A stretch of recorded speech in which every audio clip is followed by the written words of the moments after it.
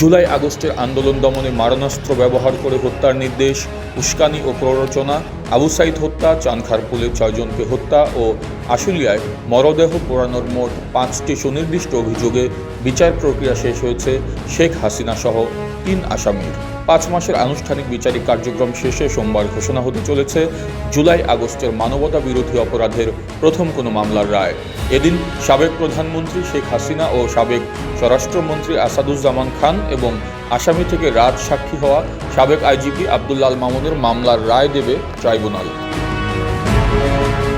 এই মামলায় পলাতক 2 আসামি শেখ হাসিনা ও আসাদুজ্জামান খান কামালের সর্বোচ্চ শাস্তি প্রত্যাশা করছে prosecution. Prosecutor Gazi MH Tamim জানান, ট্রাইব্যুনাল আইন অনুযায়ী নারী হিসেবে শাস্তির ক্ষেত্রে শেখ হাসিনার বিশেষ কোনো ছাড় পাওয়ার সুযোগ নেই।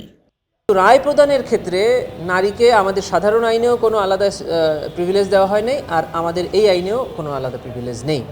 রায়ে দোষী সাব্যস্ত হলে আদালতে আত্মসমর্পণ করা কিংবা গ্রেফতার হওয়া ছাড়া এর বিরুদ্ধে আপিল করতে পারবে না আসামিরা।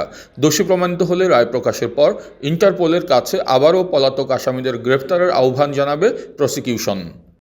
এই মামলায় প্রসিকিউশনের পক্ষ থেকে যে 5টি অভিযোগ আনা হয়েছিল, প্রসিকিউশন 5টি অভিযোগই সন্দেহাতীতভাবে প্রমাণ করতে সক্ষম হয়েছে এবং প্রসিকিউশন সর্বোচ্চ শাস্তি মৃত্যুদণ্ড প্রার্থনা করেছে। রায় ঘোষণাকে কেন্দ্র করে ট্রাইব্যুনাল এলাকায় নিরাপত্তা জোরদার করা হয়েছে।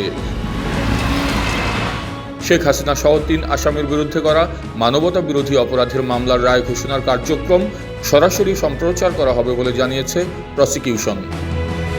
Oliur Rahman Khan, BRS Times.